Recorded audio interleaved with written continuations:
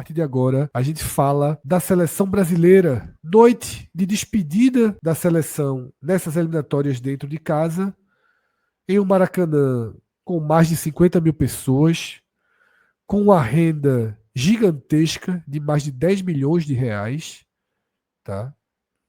O Brasil vence o Chile por 3-0, faz 1-0 no primeiro tempo, criando chances com um volume interessante de jogo, nada também que salte aos olhos, mas eu diria que foi uma atuação ok da seleção naquele primeiro tempo. Volta de forma mais burocrática para o segundo tempo, mas as substituições elas vão mudando o jogo. Luiz Henrique entra muito bem na partida. Tem uma atuação absurda. Lucas Paquetá também entra muito bem no jogo.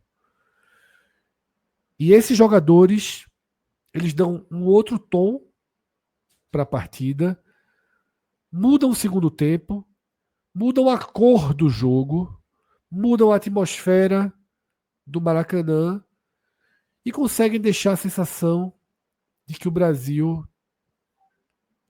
vai, de fato, se reconstruindo com o Ancelotti para a Copa do Mundo. Tá?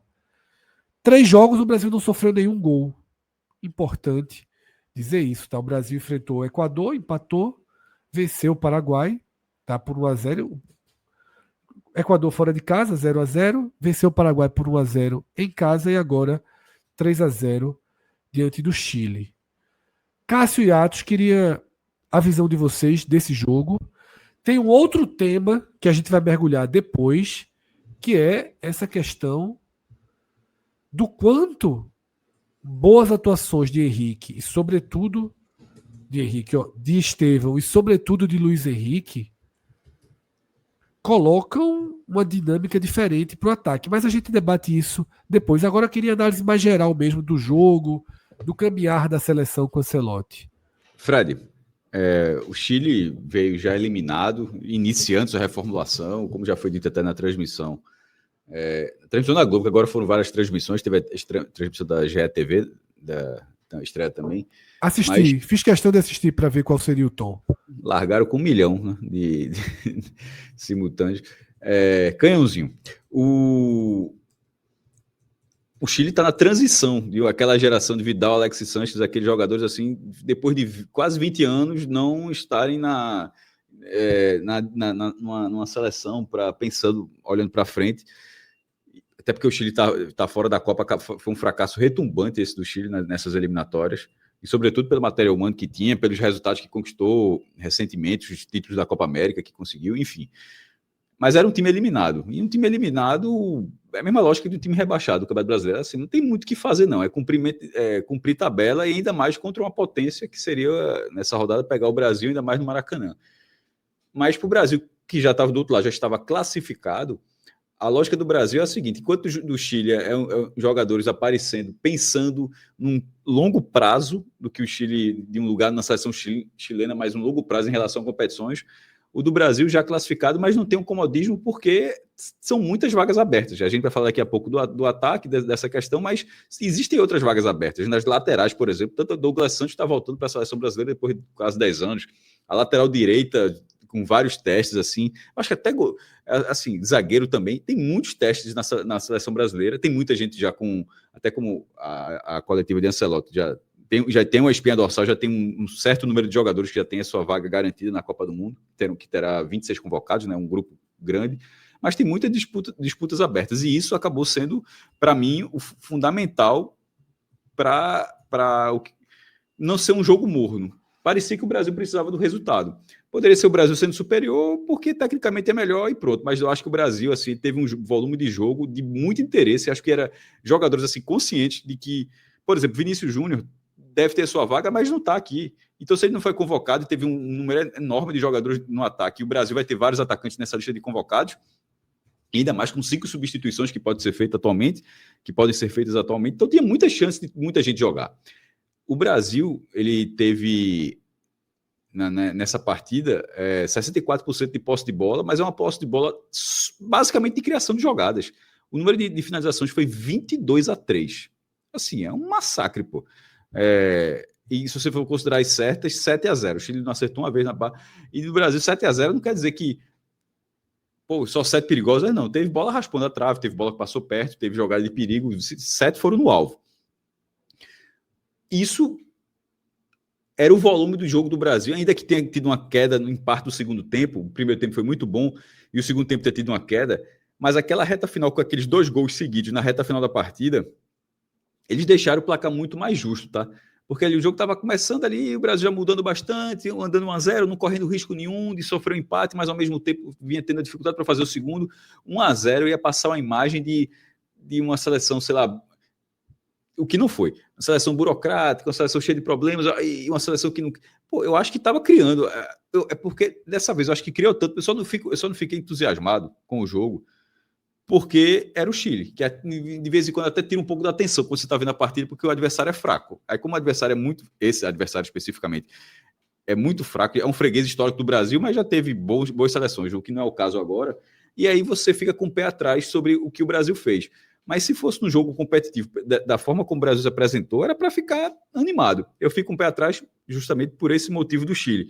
Mas o Brasil fez um placar merecido, que foi até econômico para o que produziu. E na hora que a gente for analisar individualmente, Fred, assim, tem alguns jogadores que pouco utilizados em todos os ciclos, não só de Ancelotti, que ainda está no início do seu ciclo, mas lembrando que o Brasil já teve Ramon Menezes, Fernando Diniz, Dorival Júnior. Esse ciclo é completamente maluco, esse ciclo desses 4 anos. E jogadores aparecendo agora e que você, opa, aqui tá chegando em cima da hora, mas ainda dá tempo, viu? Já chegou com um cara de que pode arrastar uma vaga. Então, esse jogo tinha esse perfil e eu acho que alguns jogadores aproveitaram esse perfil de um jogo de um time já classificado. E outra, assim, de vez em quando a gente fala, só para encerrar, a gente fala sobre a motivação do Brasil, mas assim, o cara tá jogando no Maracanã pela seleção brasileira. É para ter um. Não precisa ter muito motivo para o cara estar animado também para jogar, não, né? Mas eu acho que motivação teve. Até porque o momento pede a motivação justamente pela necessidade de você mostrar trabalho a um treinador que é um treinador diferente. Tá? Não é um treinador que vai estar tão vulnerável às pressões externas e às pressões naturais como o Dorival Júnior, por exemplo, era vulnerável. Antes de passar para Atos, queria fazer um comentário. Esse era um jogo, pelo momento em que o Chile está, era um jogo de oportunidade. Para cada um convocado, para cada jogador que tivesse a chance de pisar no gramado. Porque é um jogo de baixa intensidade. De baixa exigência técnica, porque o Chile é uma seleção mais fraca, e de baixa intensidade, porque o Chile está eliminado, é o lanterna, é o Sport da América do Sul. Tá? Não disputou essas eliminatórias. E aí, daqui a pouco a gente vai fazer a avaliação individual, mas fica muito claro que em poucos minutos, Paquetá e Luiz Henrique, eles deram um passo gigantesco de convencimento. Porque não é só o que jogam no clube. É você ter a chance com a camisa da seleção e mostrar. Agora, Ancelotti, ele sabe diferenciar as coisas. Quem foi um jogador que na data FIFA passada, que no giro passado, agradou muito com a camisa da seleção? Aquele zagueiro Alexandro, que joga no futebol francês. Tá? Foi um cara que todo mundo teve a impressão muito positiva, sobretudo naquela partida difícil contra o Equador, né, que o Brasil jogou. Alexandro, ele foi convocado. Aquela partida garantiu a convocação dele. Mas cada coisa no seu lugar. Gabriel Magalhães voltou, a defesa foi Gabriel Magalhães e Marquinhos. Ou seja, por melhor que Alexandre tenha sido nos jogos do giro passado, o Ancelotti também não transforma ele em um super titular. Uma coisa de cada vez, tá?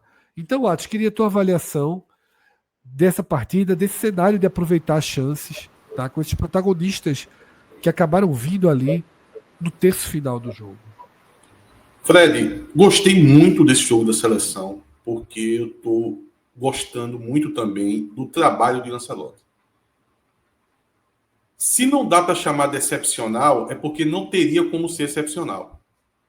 É um trabalho que começa muito tarde, para um processo de uma chegada na Copa do Mundo, mirando uma taça, um título. Você deveria ter começado antes, e o Brasil foi essa bagunça aí que Cássio citou durante todo esse período, com vários treinadores assim fazendo trabalhos absurdos.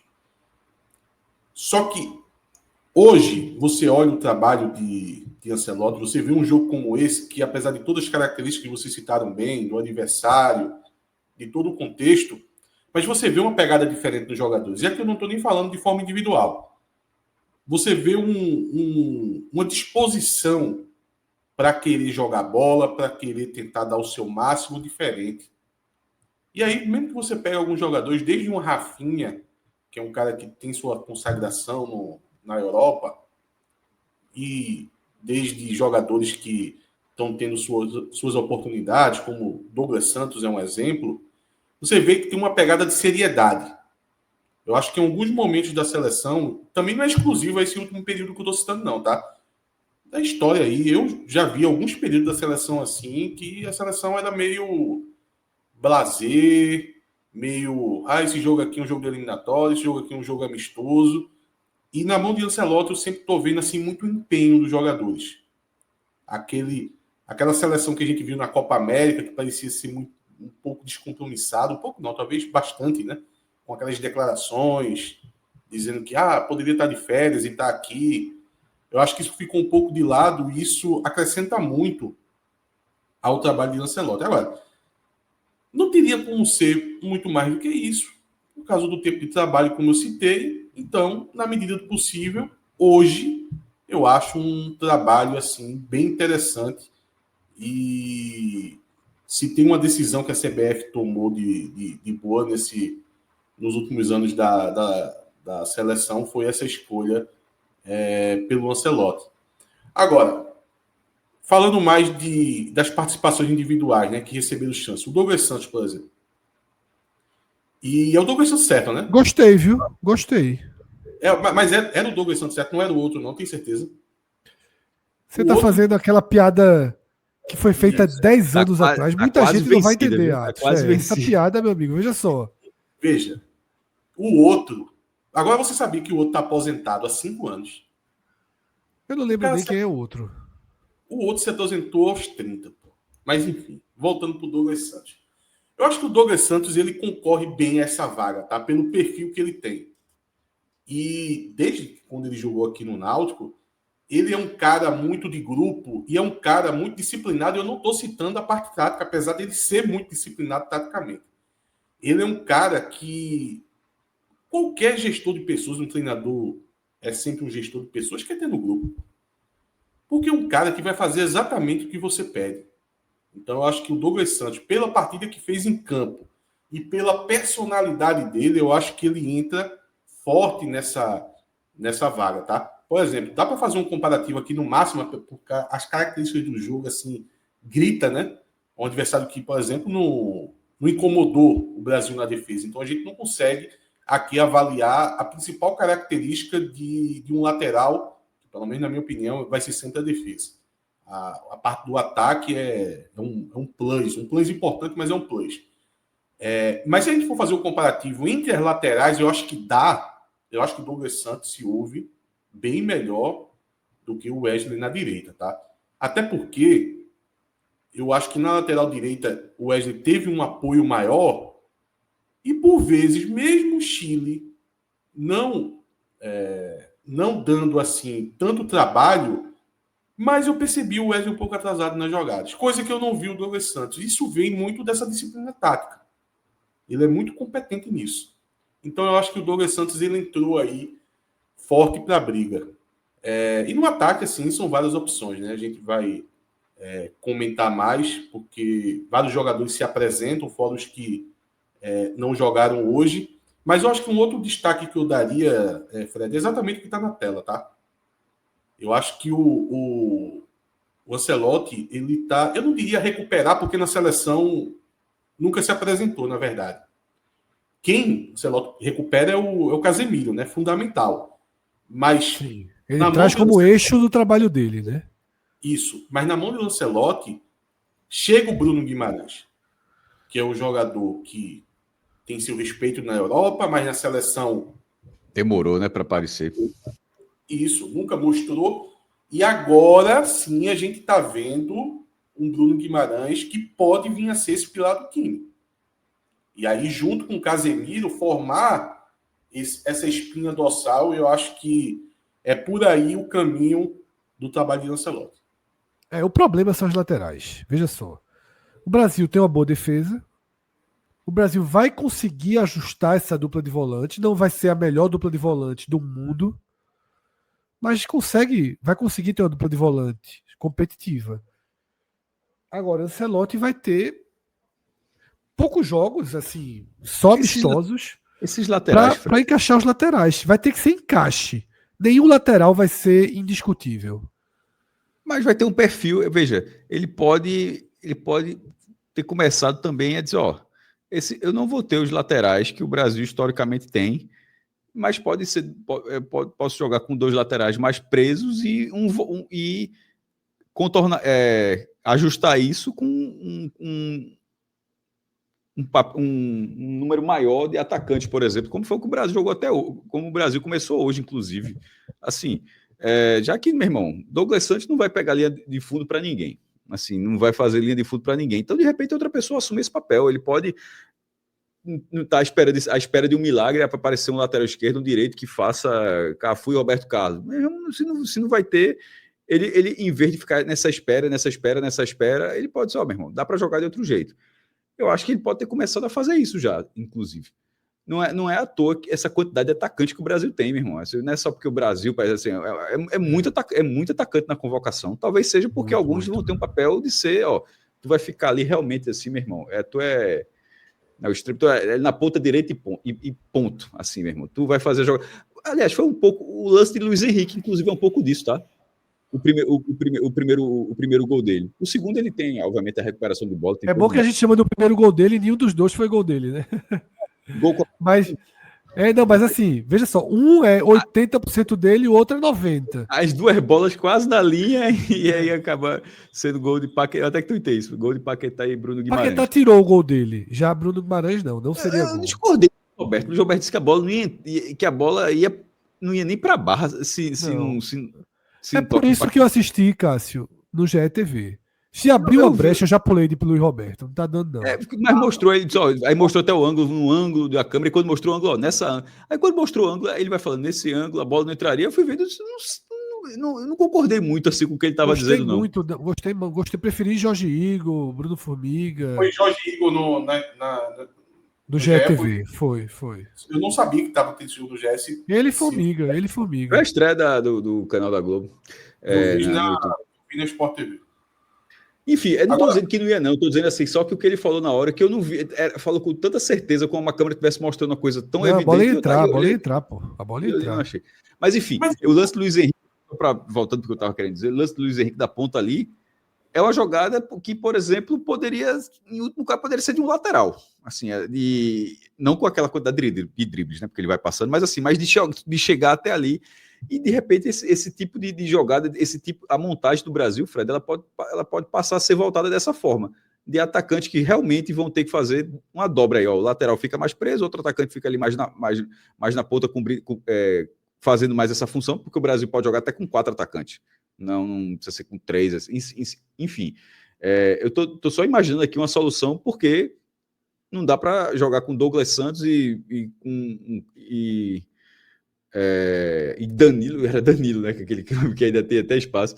Não, veja, se for com Douglas Santos e Danilo, ainda que eles tenham toda a vivência da Europa e toda a qualidade técnica para estar ali, mas é numa função muito mais defensiva. Você não vai contar com ataque com nenhum dos 2 lados. E você não vai. O gol do Brasil não vai abrir disso. Alguém vai ter que cumprir esse papel. Eu acho que ele está buscando soluções para que esse papel seja cumprido.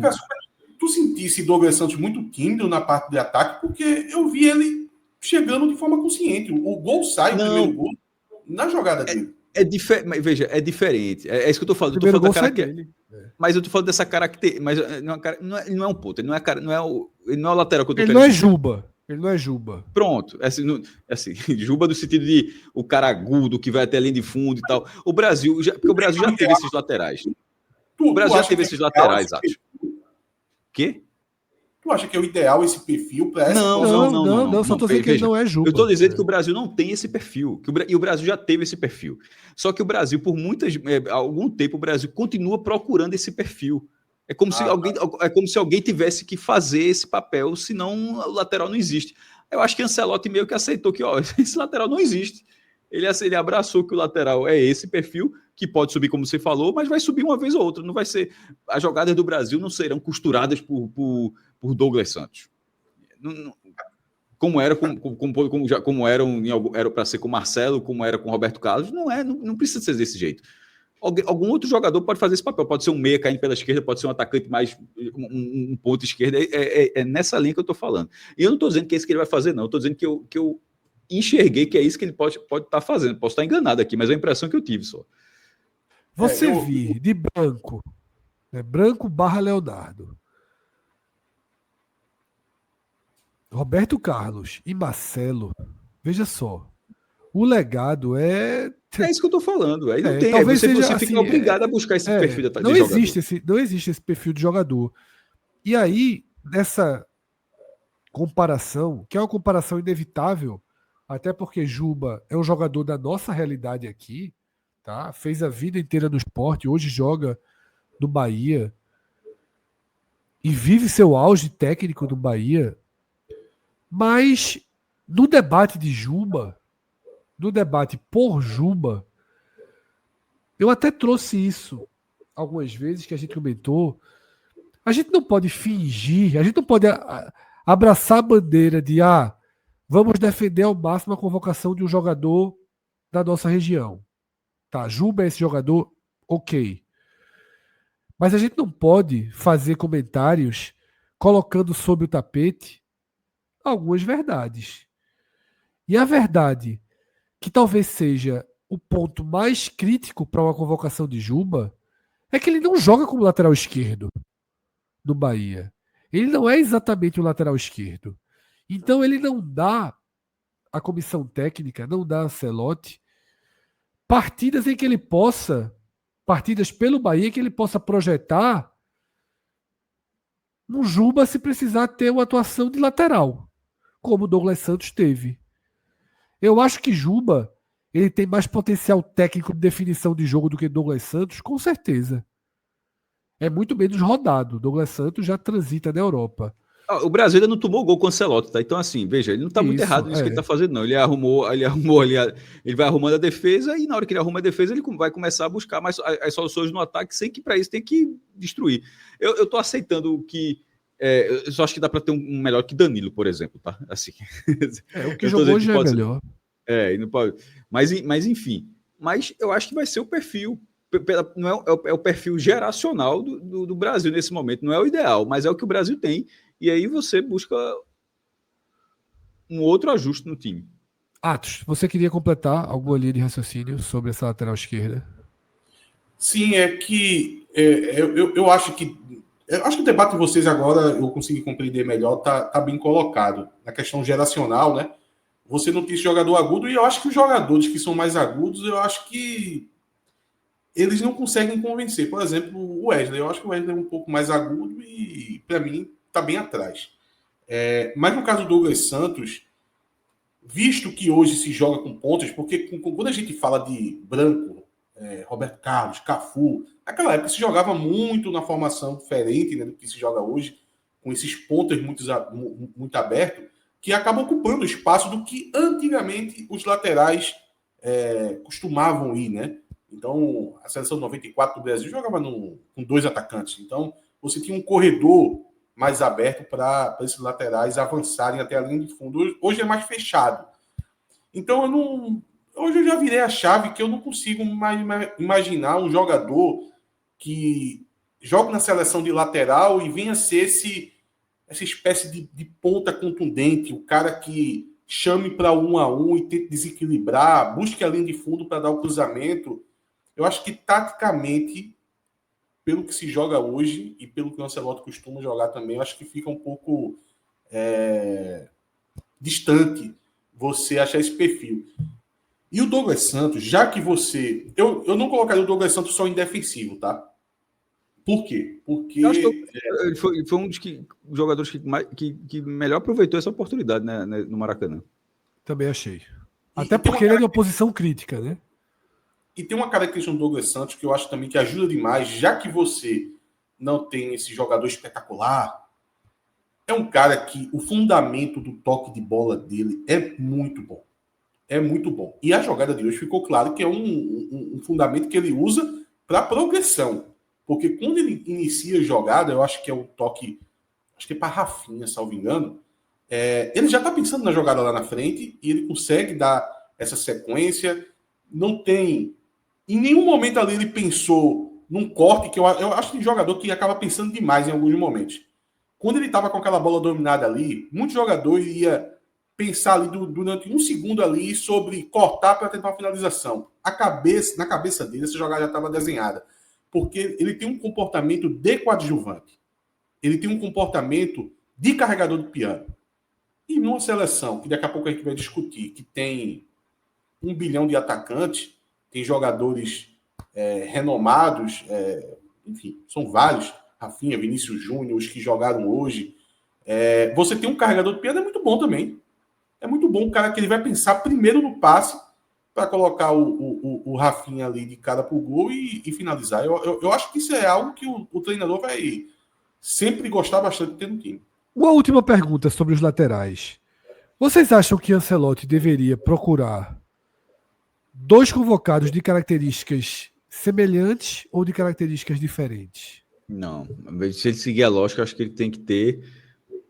Acho que tem que ser semelhante. Semelhante, né? Certo. Porque e se lesionar? Aí vai mudar uma lesão, o esquema. A suspensão, exatamente. Aí vai mudar o esquema inteiro porque o cara machucou o suspenso. Até pelo próximo debate, Fred,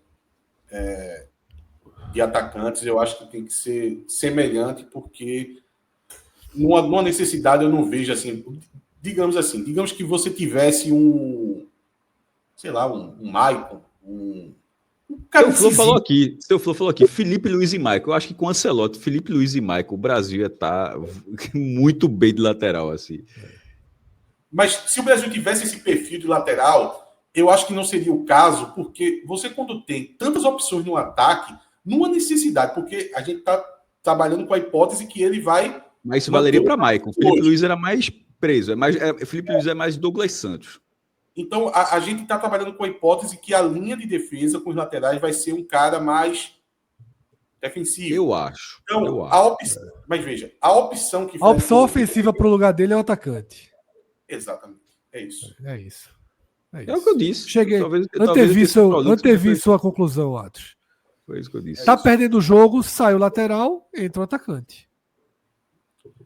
Ou então, Fred, na verdade, não precisa ser exatamente tirar o lateral e colocar o atacante. Eu não vou colocar minhas fichas num lateral ofensivo que vai entrar no lugar do outro lateral. Eu preciso... Então, mas é isso. Falta 20 minutos, tá perdendo. Não, falta 20 minutos, quarta de final, tá perdendo. Você tira Douglas Santos e coloca Estevão. É uma opção, mas na verdade eu nem pensei nesse caso. Eu pensei o seguinte: eu tô com 20 minutos do segundo tempo, o jogo tá 0-0 e eu preciso mudar o jogo. A minha opção não vai ser tirar um lateral defensivo para colocar um ofensivo. Eu prefiro trocar os 2 pontas logo. Eu prefiro trocar um volante e colocar mais um meia. Eu prefiro tirar um meia e colocar mais um jogador dentro da área. Eu vou tomar outras opções e não colocar tudo na mudança de um lateral. Eu acho isso muito... Mas acho que nossos laterais são os pontos mais frágeis. E assim, eu também acho que eles devem passar a ser considerados, sim, como substituições mais prioritárias quando necessário, tá? Luciano Santos lembra aqui, tá? Militão mesmo pode acabar herdando a lateral direita. Não é algo fora do contexto, né? Militão acabar ficando com a lateral direita, tá? Vamos para as análises individuais desse jogo e depois a gente chega no debate sobre os atacantes, tá? Dentro das análises individuais, queria, Márcio, que a gente colocasse aqui a borda da A10, tá?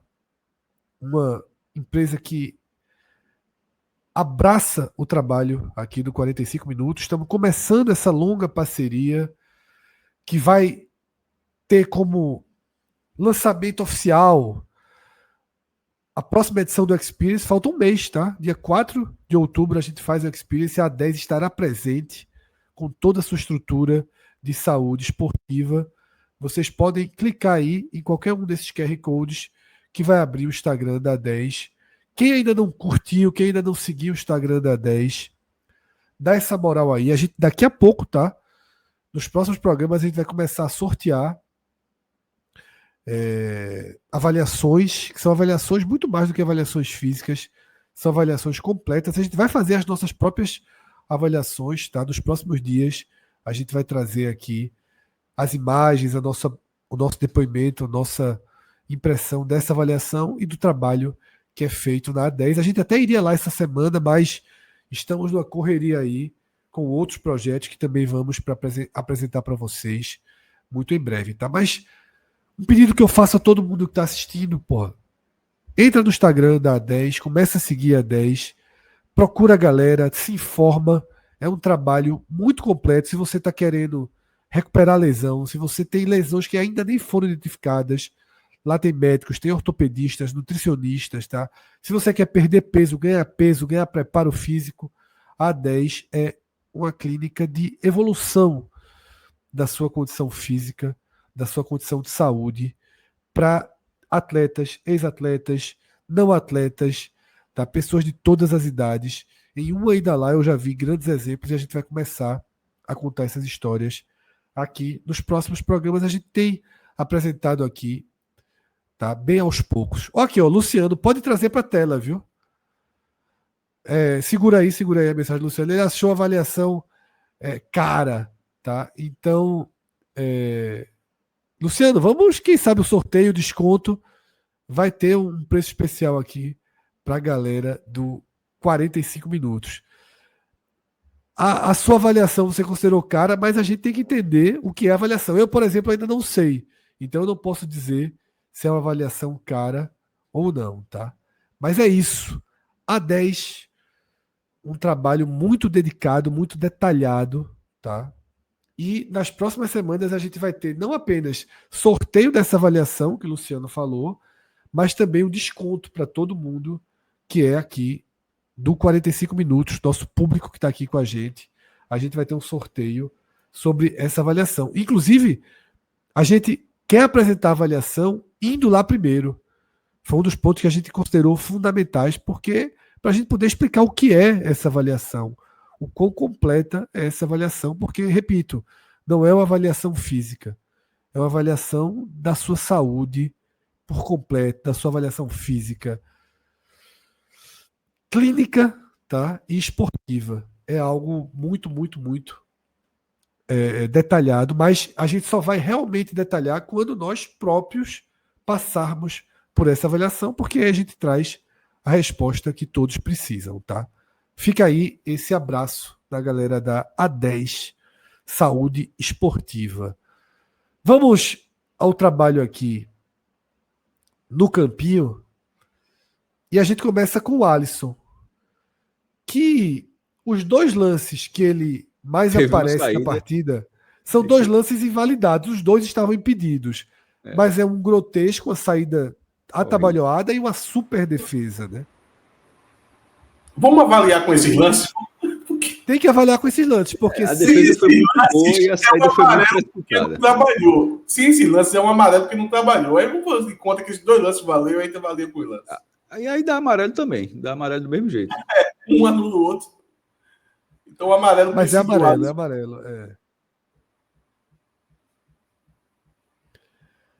Uma grande defesa naquela cabeçada e uma bola totalmente atabalhoada. E eu acho que, assim, de certa forma, esse é um pouco do Alisson que a gente tem na seleção, né? Ninguém aqui é maluco dizer que Alisson não é um goleiro para um porte da seleção brasileira, um cara que joga em altíssimo nível há tanto tempo na Europa. Mas esses lances, esses pequenos apagões de Alisson. Na custam Europa, muito. não. No campeão inglês, assim. Isso. No altíssimo nível, né? Eu falei no altíssimo nível na Europa. Não Só Não tá- é, não é deixando- Europa. Não é Não, Europa. Europa AA. Liechtenstein. É Não é AA. Andorra. Tá? Não é Monte não tá- Carlo. E torcida gritando o nome dele, né? Tem música e tudo. Não tá no Isso. nível do Não, irmão, mas é um bom goleiro. vamos então para a dupla de zaga, Marquinhos e Gabriel Magalhães, tá? Gabriel Magalhães não tinha sido convocado no ciclo anterior. Acho que estava suspenso, lesionado, não lembro exatamente. Alexandre tinha ido muito bem, mas aí é o que eu digo, né? Ancelotti. Alexandre foi excepcional, mas não é um jogo pela seleção que vai mudar tudo.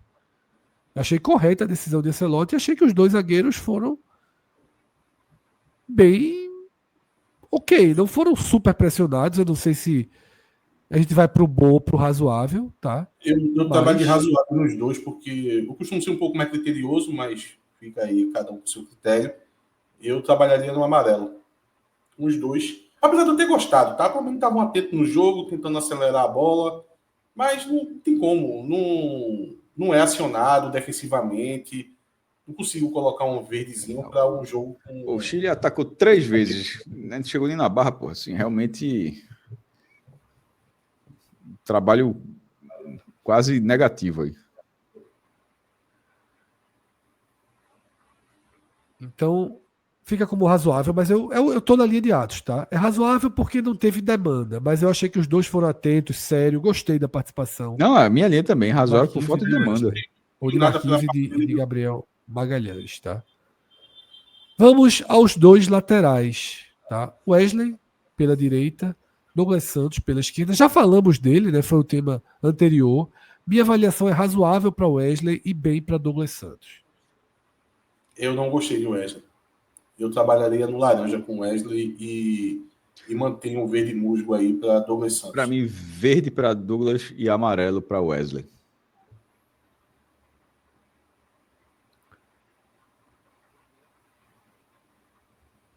Só para registrar, o meu laranja para Wesley vai muito por causa, em alguns momentos, eu percebia ele fora do lance defensivo. Mesmo com o Chile não conseguindo produzir de fato um ataque, dá para perceber que ele estava um pouco atrasado. Aí eu já coloco isso para um jogo onde o adversário consiga revidar, eu acho que ele deixaria espaço. Vamos para o meio de campo, né? Casimiro e Bruno Guimarães. Avaliação de vocês. Tá? Para mim, Bruno Guimarães bem, Casimiro razoável. Eu gostei muito do Bruno Guimarães. Até porque Casimiro se colocou em risco de ser expulso, né? Não, ele era para ter sido expulso. Falar nisso, a arbitragem né? Inventou um vermelho. O cara não viu, o cara viu errado o lance, pô. Ele não inventou o vermelho, eu acho. Pelo tipo Ele da viu jogada, errado, pô. Ele achou que. Ele fez o gesto que ele viu. Ele achou que tinha sido uma sola por trás da panturrilha. Só que não pegou. Mas a gente Ele viu errado, pô. Mas veja só, eu nunca fiquei considerando achismo de arbitragem. Eu não dou essa colher de chapa nenhum. Não vou começar a dar hoje. O árbitro achou, então vou dar um desconto para ele. Eu achei assim a expulsão sem sentido nenhum. Independente do que ele achou, do que ele viu, do que ele não viu. Mas complementando com a de Casimiro, expulsão clássica de Casimiro, tá? Casimiro agrediu o atleta, mesmo que ele se arrependeu logo depois, aí é problema Na Copa eu acho que era Roja, viu? Em qualquer lugar, expulsão, aquilo. Ele depois ficou fazendo aquela cara de choro, arrependido, porque ele sabe o que ele fez e sabe que tem VAR, né? Mas acabou que o VAR não eu chamou. achei que foi uma desconcentração dele muito grande, tá? No futebol da época de VAR. Porque o pior é que eu achei que ele não quis agredir, assim. Ele foi Só quis meio pisar otário. Meio provocar ali, tá ligado? Se colocou muito em risco de ser expulso. Eu acho que a clara falta de intensidade foi o que amenizou. Mas ele pisou no cara, pô. Ele pisou no cara. Veja, eu vou dar aqui o exemplo mais esdrúxulo. que a gente debateu muito esse ano no Campeonato Baiano, que foi o peteleco, né? O peteleco é agressão, mas não tem força nenhuma para merecer o vermelho, como foi feito. O A Bruno pisada é Guimarães, sempre pior, porque a pisada é um ato meio covarde dentro do jogo, né? Mas eu achei também uma pisada totalmente sem o movimento de machucar, né? Eu achei assim, falta de concentração, sabe assim. E aí, por isso, para mim, ele fica com o razoável. Foi bem no jogo, nota 6 ali, mas se colocou muito em risco de ser expulso. É um cara que, por exemplo, ficou marcado aí, não foi culpa dele, naturalmente, mas a ausência dele nas quartas de final de 2018 foi decisiva para o Brasil perder da Bélgica, né? Casemiro era o melhor jogador da seleção brasileira. Era o eixo total do time. Né? Fred, eu gostei muito do Bruno Guimarães, tá? Eu só não coloco aqui um verde Paulo Sérgio ali, um verde mais aceso, porque o jogo, o contexto, puxa O todo Chile no Maracanã. sai puxando para baixo. Mas eu Isso gostei aí é uma muito. grande interrogação, inclusive. Aí eu deixo aí o verde musgo com o Bruno Guimarães. E o Casemiro eu coloco com laranja, tá? Acho que essa jogada aí, mesmo o juiz esquecendo de punir o atleta, mas eu vou considerar aí na avaliação, vou colocar um laranja aí para Casemiro.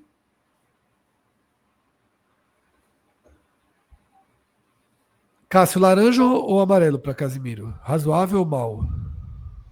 Eu tinha falado amarelo, mas Atos me convenceu. Eu vou de laranja. Então Casemiro fica com mal, tá? 2-1 aí. E Bruno Guimarães fica com bem. Vamos para Rafinha, né? Que acabou caindo mais ali pelo meio nessa partida. Para mim, é uma partida apagada de Rafinha como um todo, tá? Qual a avaliação de vocês de Rafinha no jogo? Rapaz, veja só. Talvez ele não tenha, fora a questão do primeiro gol, participado de fato assim grandes jogadas, pelo menos num volume grande. Essa questão dele jogar mais centralizado, tentando armar mais o jogo, também é uma responsabilidade muito grande, o setor do campo é mais congestionado. Mas tem algo aí, eu não sei se eu tô com boa vontade hoje, principalmente boa vontade com ele, mas teve algo no Rafinha hoje que eu gostei, sabe?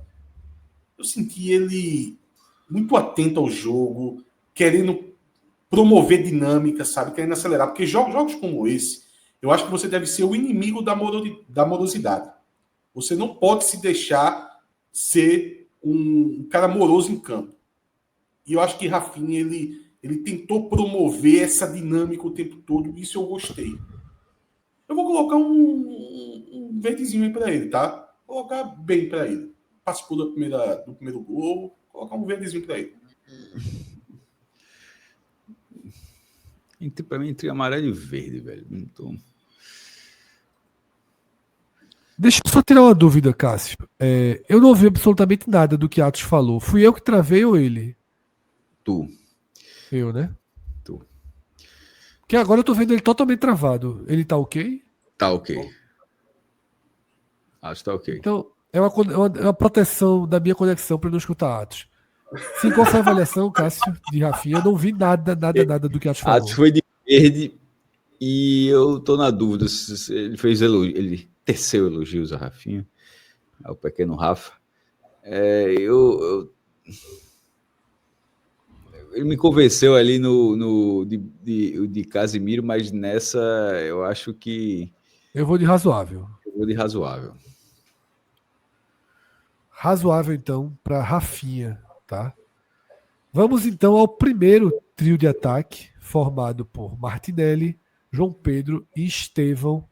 Queria começar por Martinelli, tá? Para mim, ali, de razoável... Eu acho que foi o pior do ataque. Para fraco, de razoável para fraco. Eu vou de laranja.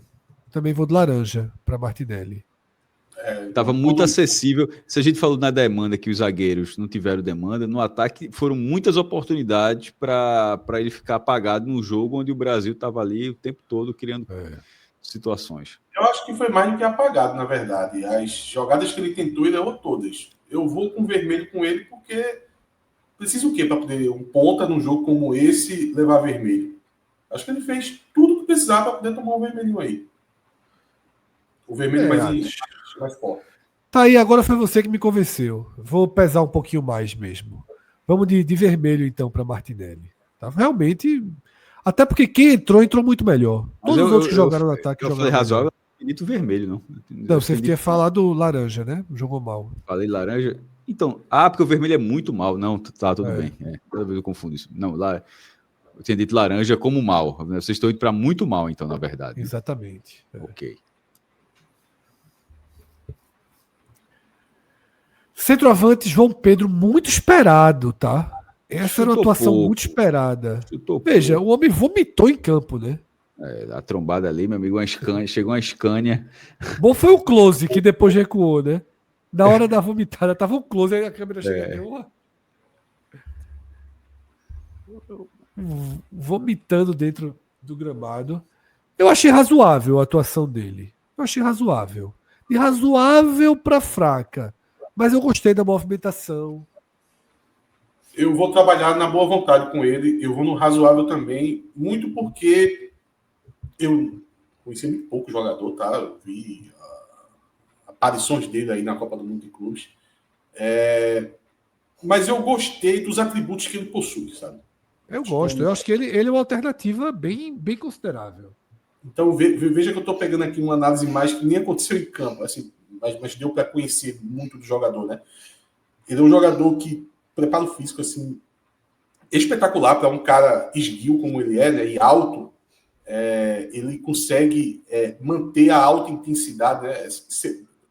Parênteses aqui, seria um centroavante que o professor Hélio dos Anjos adoraria, sabe? Um cara que ele consegue dar muito combate ali no pé dos zagueiros. Inclusive, se tem algo que a seleção poderia ter feito mais hoje, seria pressionar mais a saída de bola do Chile, porque isso ficou muito a cargo dos atacantes apenas. Eu acho que, como bloco, deveria ter chegado mais, e o João Pedro consegue fazer isso. O João Pedro fez isso muito bem no jogo de hoje, sempre ali tentando atrapalhar a vida dos zagueiros. Mas, digamos que o jogo não sorriu para ele, né?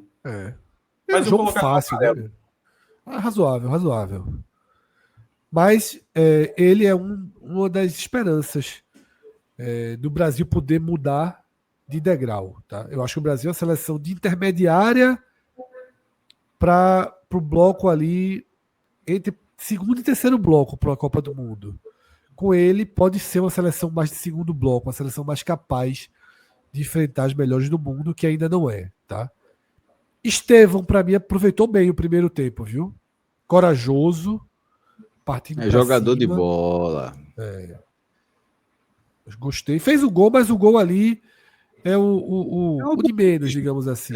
É o de menos, mas ao mesmo tempo, na hora que o zagueiro tá chegando ali, ele não fez aquele gol para ser bonito, não. Ele fez o gol porque ele, de forma muito rápida, ele imaginou que era daquele jeito a forma mais, entre aspas, fácil de marcar. E aí o cara tem que ter qualidade. Eu gostei, tá? Não muito bem, não, mas é bem. Bem.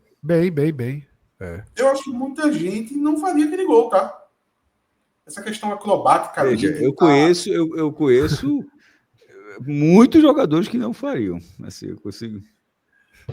Mas eu acho que vale o mérito ali pelo gol, apesar de estar ali andando na linha, ter ali aquela. A resposta divina aqui que eu recebi foi grande, viu? Eu acabei de chutar o pé da mesa aqui, na canela aqui. Foi falando e acertando a canela aqui na mesa. A resposta. Mas é o tipo de jogo para verde aí. Bem, jogou de forma atuante aí, principalmente no primeiro tempo. Veja, esse vai para a Copa. A gente vai ter um debate sobre isso daqui a pouco. Eu tenho até algumas questões sobre os atacantes, mas a gente tem um quadro só sobre os atacantes para a gente debater daqui a pouco, tá? Vamos aos reservas, tá? Começando pelo ataque, com Luiz Henrique, Caio Jorge e Richarlison, né, que foram jogadores realmente atacantes que entraram. Para mim, Luiz Henrique teve uma atuação gigantesca no jogo. Estava fácil, a partida sorriu para ele, mas ele desequilibrou o jogo completamente, né? Completamente. Detalhe, viu a entrevista de Ancelotti, né, do pós-jogo, e ele deu uma Uma ponderada. Ele fez assim: veja, o perfil dele é muito bom para entrar naquele momento do jogo em que o adversário está desgastado. Ele não. Eu não achei ponderada, não. Eu acho que ele foi muito didático de Isso, como o Luiz Henrique mas pode ser ponderada, útil. Cássio, de não querer também jogar muita luz para transformar Luiz Henrique em solução também, Certo. né? É isso que eu tô dizendo. Não, e porque tá todo mundo, nós inclusive aqui, eu acho que Luiz Henrique, pelo menos a minha avaliação, a melhor vai ser do Luiz Henrique. Luiz Henrique, para mim, eu vou dar o verde para o Sérgio. Veja, Ele é o melhor muito para mim. bem, é muito bem. Entrou. Não é isso. E Não tem o que pensar, não. É o melhor verde aí. Veja, o cara viu que o jogo estava fácil, viu que o adversário era mais frágil e foi para cima, velho. Foi para cima, conseguiu as jogadas e mudou o jogo ali desde o momento que ele entrou.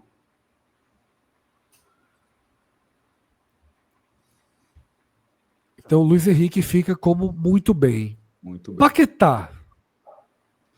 Para mim, Paquetá brilha mais no Teve estrela, corta-luz né? do que no golzinho, né? O golzinho ele tirou o gol de Luiz Henrique. Mas o corta-luz é espetacular do terceiro gol do Brasil. Entrou bem também, da duplinha das betes, né? Eu vou com um verdezinho aí mais leve para Paquetá. Esse tom que estão falando, superou, né? Menos, né, galera? Menos. Superou um drama. Deixa pra lá e segue a vida, né? Porque também não vamos transformar né? Pelo amor de Deus. Ele mudou Me surpreendeu muito. Me surpreendeu muito. Ele indicou o gol agora É. para ilha. Aí fez o gol, tá todo mundo feliz. Me surpreendeu muito, Atos. A absorção dele, muito. E a de Bruno Henrique aqui também, hoje, né? Enfim. Mas Toca esse barco. não li com detalhes, tá? A notícia sobre a de Bruno Henrique. Tá livre também já? Parece que foi bem baixa a punição. Eu não li, Atos. Realmente eu passei o dia 12 na jogos. rua. 12 jogos. Mas enfim, 12 essa jogos, questão do né? Paquetá, eu sempre tive problemas em fazer uma avaliação séria, assim, de contar com ele, muito por causa disso. Quer dizer que já ficou pro passado, né? Então, vamos passar a considerar o Não, jogador. ficou pro passado. Agora eu considero, ficou pro passado. Ele foi absolvido. Ele foi absolvido de um tribunal que é extremamente rigoroso. Eu só imagino realmente que os valores muito baixos pesaram em favor dele. Né? Foram valores muito baixos. Enfim. Fica como jogou bem, tá? Para Paquetá.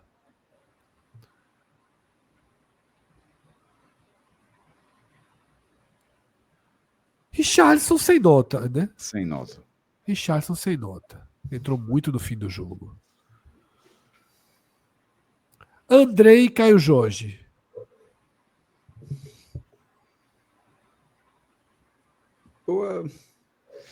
Caio Jorge, na narração, até parecia que o gol tinha sido dele, em vez de Paquetá na hora.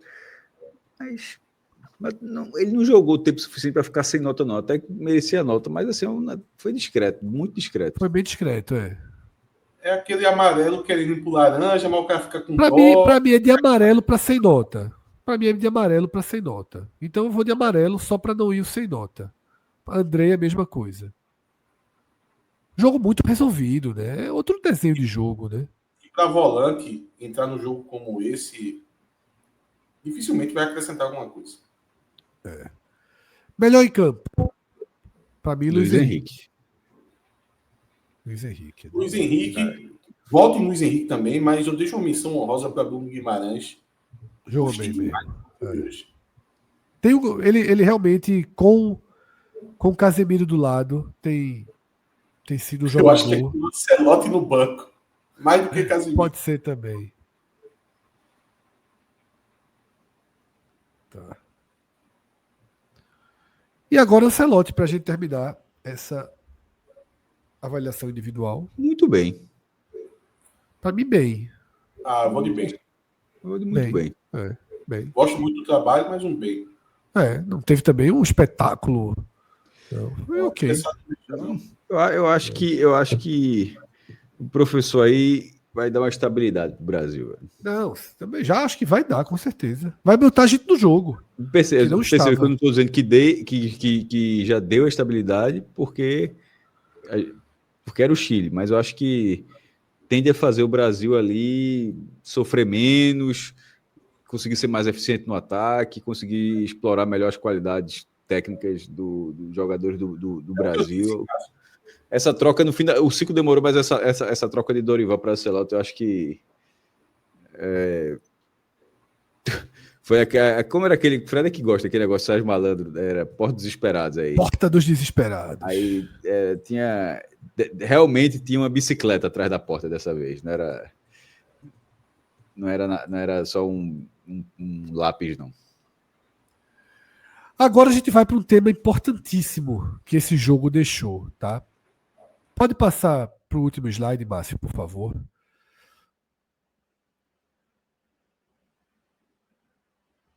Márcio, perfeito. Pode também voltar para a nossa borda original.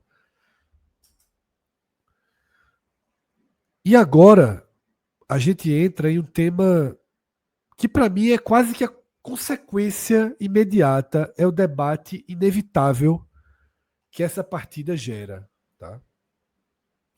Uma partida em que Estevão se comporta muito bem, uma partida que marca o início da trajetória de João Pedro, que é o grande atacante brasileiro nesse momento na Europa, joga de 9, falso 9, desde o Mundial de Clubes pelo Chelsea. Ele ganhou muito espaço. E também foi um jogo que recolocou na disputa um jogador que para mim já estava deixado de lado, que era Luiz Henrique. Eu via Luiz Henrique com chances remotíssimas, quase zero a chance de ter Luiz Henrique numa convocação, tá? Mas o nível que ele entregou, aproveitou muito bem seus 30 minutos. Estevão aproveitou muito bem. João Pedro, a gente considerou que ele foi bem na partida, tá? Nesse quadro que a gente está vendo aqui na tela, a gente tem 14 nomes. Desses 14 nomes, 10 foram convocados por Ancelotti nessas duas datas FIFA, tá? Essas bolinhas amarelas são justamente as convocações. Estevão, Gabriel Martinelli, Matheus Cunha, Rafinha e Richarlison foram convocados 2 vezes.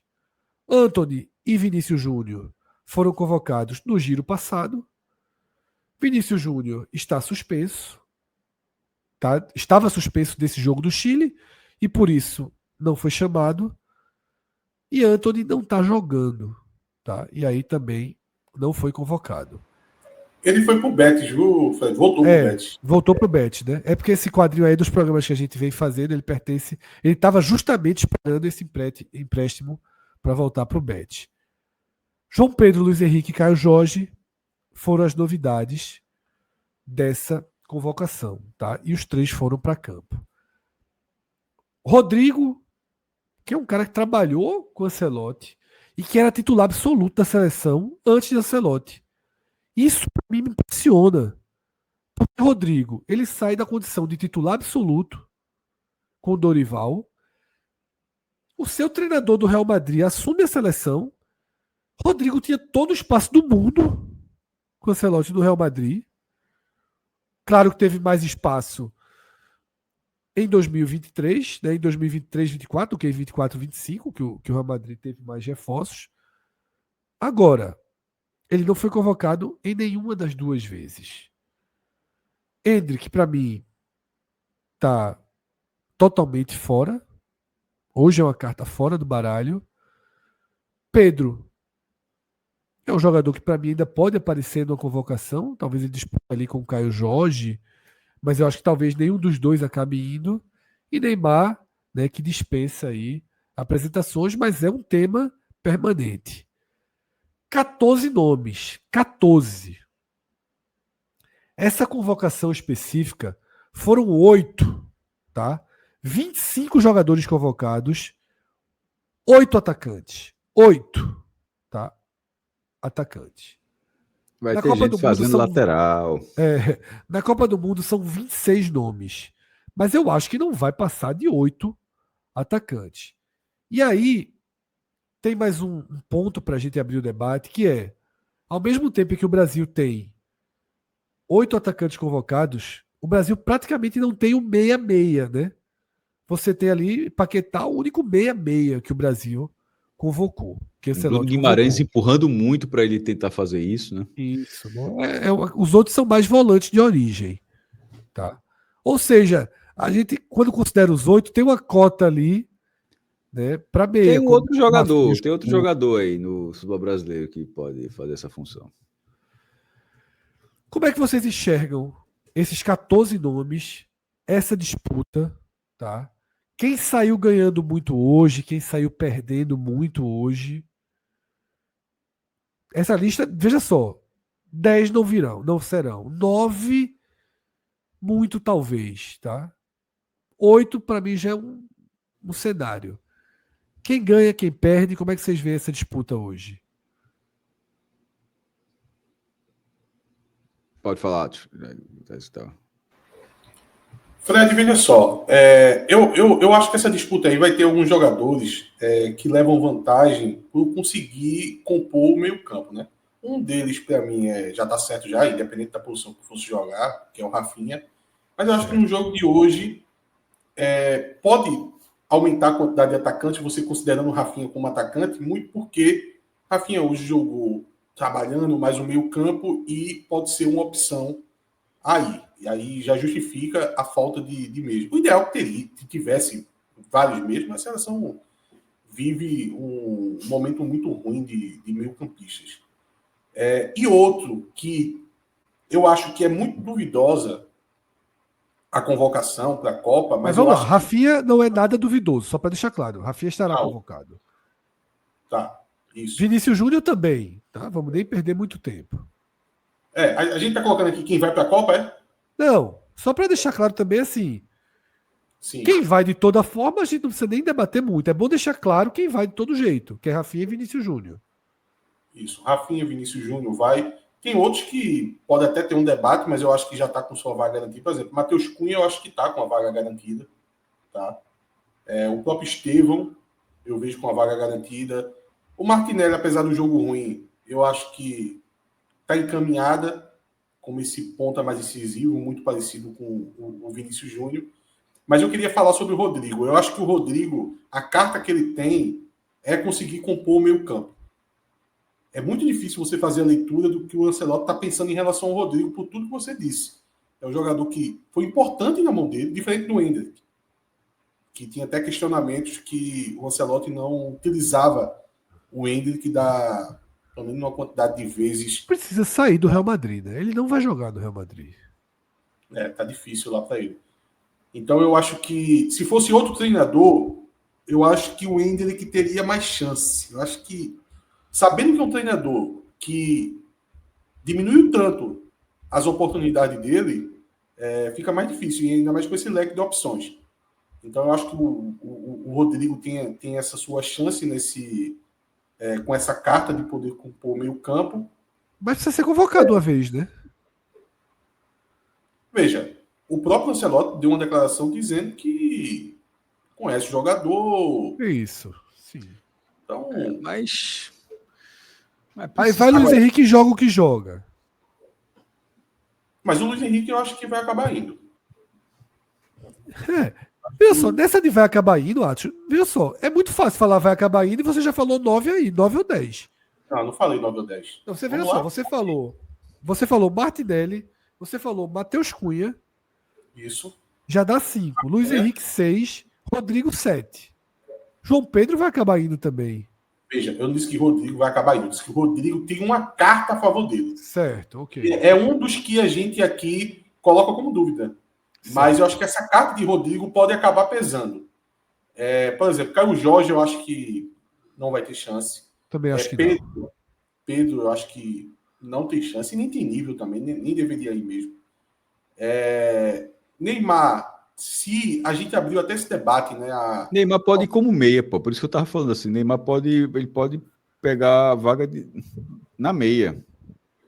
O Rodrigo também, foi isso que eu quis destacar. Mas veja, o Neymar, a gente fez um debate sobre a possibilidade de utilização de Neymar na seleção, há uns 2 meses atrás. Eu acho que de lá para cá as coisas ficaram pior para o Neymar, tá? Nada melhorou na imagem do Neymar e nem o Neymar em campo. Se fosse para poder falar hoje, eu acho que o Neymar não vai para a Copa. Hoje eu diria isso. Então é isso. Acho que o João Pedro vai chegar forte também. João acho que Pedro o vai chegar forte. É mais aquele jogador estilo Edilson e Luizão, sabe? Em 2002. É aqueles caras que chegam ali pelas 2 últimas rodadas, pega a confiança do treinador e Só acaba... que ele vai chegar forte para ser titular, inclusive, né? Porque ele é centroavante. Na última gira, tá? Ele foi bem, inclusive foi muito destacado. Foi bem. Hoje nem entrou, né? O João Pedro, a gente apostou mais nas características dele do que a gente tá vendo do que de fato que ele produz em campo. Eu digo que o Matheus Cunha tá na frente de João Pedro ainda, Fred, apesar que eu acho que os dois vão acabar indo. Acho que seriam os 2 centroavantes da seleção. Certo. E o Richarlison... corrigiu que Matheus Cunha tá lesionado, né? E o Richarlison correndo ali muito por fora ali para essa terceira vaga de centroavante. Muito por fora. Se ele levar 3 centroavantes. É assim que eu enxergo. E o Antony, eu acho que tu quisesse deixar bonitinho aí, né? Para poder ter 2 colunas. Aí não, é porque todo mundo foi convocado. Todo mundo foi convocado por Ancelotti, pô. Mas o Antony não tem condição. Também acho que aí... A gente, com esses 6 que estão aí na tela marcados, a gente pode dar mais certeza.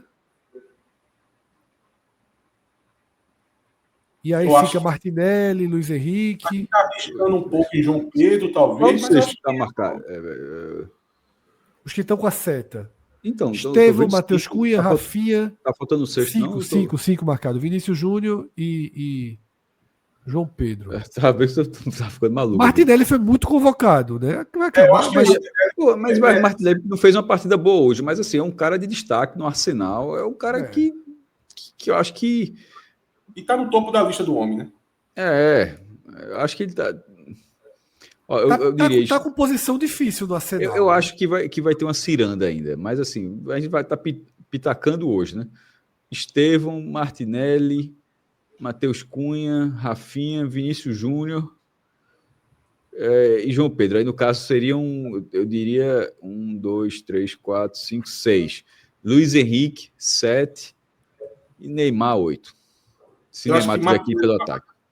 Eu acho que Martinelli está mais certo, Fred. Eu colocaria 7 com Martinelli, deixaria uma vaga em aberto, mas hoje o grande favorito é Luiz Henrique. Não, a gente está com 6 com Martinelli.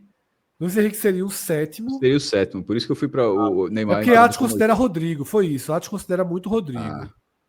Eu acho que o Rodrigo vai acabar entrando aí. Muito por fazer essa meia. Eu vou botar uma seta aqui. Caramba, eu acho que... Uma seta cinza aqui. Meu irmão, já que a gente está torcendo para Richarlison melhorar, para continuar bem na Premier League, então torce para Neymar melhorar também no Brasil, porque se melhorar, a chance dele ajudar a seleção é muito maior. A chance dele ajudar a seleção é muito maior. Nessa lista aqui a gente teria 8, tá? Mas vocês estão considerando o Rodrigo, lista. Seria com o Rodrigo, né? Com o Rodrigo sem Neymar. Essa Jorge, sem essa Henrique, lista, sem... no caso, é a de Atos, não é a minha, não. Sem Richarlison também. Não, veja, Cássio, eu acho que os 7, tirando o Rodrigo, eu apostaria aqui que vão para a Copa do Mundo. Luiz Henrique, até 3 horas atrás, não apostava, não. Richarlison tem a gente tá colocando de fora, mas Richarlison é um nome assim, que tem sido bem presente assim, com o Ancelotti. Então. Tá nas 2 convocações dele aí, 2 bolinhas amarelas. E tá jogando bem no Tottenham dessa temporada, então, tá? Essa última vaga, que tem o Rodrigo, tem o Neymar, também tem o Richarlison, é a incerteza. Eu nem disse que eu levaria o Rodrigo, tá? Eu só acho que ele tem essa carta a favor dele de conseguir compor o meio campo. Apenas isso. Certo. Então a gente coloca aqui a setinha vermelha para Antony, tá? Tá pro Best, né? Não é nem United mais, né? Assim, até acertou a vinda. Fechou, voltou pro Betis, né? Porque isso aqui foi o da semana passada. E Vermelhinho e Pedro. Vermelhinho e Pedro, né? E eu colocava em Caio Jorge também, tá? Não vai, não. E não é nem por bola, ou seja, se está colocando setinha vermelha tanto em Pedro quanto em Caio Jorge, não é nem por bola. É uma setinha que fala mais sobre a disputa na seleção, porque, assim, não estão no ritmo dos outros, né? Rodrigo e Neymar ficam com umas interrogações aí, né? E Richarlison. Se você dissesse, o Brasil vai jogar agora 4 jogos e Caio Jorge vai ter oportunidade de titular nos 4 jogos. Aí beleza, mas não é o caso. O cara não tem oportunidade. O Brasil joga com o Japão e Coreia do Sul, né? Na próxima data FIFA. Mas são 2 amistosos interessantes. Né? 2 times com alguma dificuldade, né? Razoáveis. Aqui eu vou botar interrogação em Richarlison, interrogação em Rodrigo e uma interrogação em Neymar. Richarlison, falo da temporada dele, eu sempre trato como início de temporada. São pouquíssimos jogos ainda. Assim, é preciso, depois de um bom tempo, é preciso que Richarlison tenha... Já que se cobra tanto do Neymar, eu acho que essa cobrança também precisa existir Richarlison também. De ter uma sequência maior desempenhando no clube dele. Agora veja uma coisa, a gente está falando de 26 jogadores, tá? Pensando aqui com a cabeça do treinador, talvez a necessidade de 3 centroavantes seja algo forte. Eu acho que vai acabar que o Richarlison pode entrar forte aí, viu? É porque a gente está fazendo um comparativo com o Matheus Cunha e João Pedro. Eu acho que os dois estão à frente de Richarlison. Mas o que vai sobrar para Richarlison, pode ser que sobre, é a questão da terceira vaga de centroavante. Aí pode ser. Estou parecendo o Neymarzete aqui mesmo, mas é o special team, é futebol americano. 26. Meu irmão, deixa o cara ali. Não dá para. Não dá. Cássio, veja só, Cássio, ele precisa. Porque ele faz a função. Meu irmão, Neymar faz todas as funções que a gente está debatendo aqui. Assim, tá bom, pelo menos o Neymar hipotético. Mas enfim, se é para torcer para o cara melhorar, é melhor torcer para um cara que é muito mais talentoso do que quase todos os nomes que a gente está. Eu concordo com você, Cássio. Tanto que eu dei essa opinião há 2 meses atrás. Mas hoje, eu acho que na época também, há 2 meses atrás, eu nem trabalhava com Neymar hipotético. Porque o Neymar hipotético acabou. Ele não existe mais. Nem o hipotético? Não, é porque a minha definição do Neymar o hipotético não vai voltar a existir, né? É hipotético de um cara da idade dele, não é hipotético de 25 anos, não. Não, tudo bem, mas é porque o meu Neymar hipotético seria um cara que tivesse condição de atuar num time europeu. Esse acabou. Aí, hoje, precisa existir algum Neymar, pô. O problema é que não existe nenhum. Eu percebo que eu usei a expressão special team, aquela brincadeira da NFL. E Carlos Henrique aqui foi na liga que eu tô falando. 30 do segundo tempo, tá perdendo de 1-0, reta final de jogo, Neymar e Richarlison no banco. Bota um. Bota Neymar, mas se tivesse Richarlison, Neymar e Pedro. Como é que é?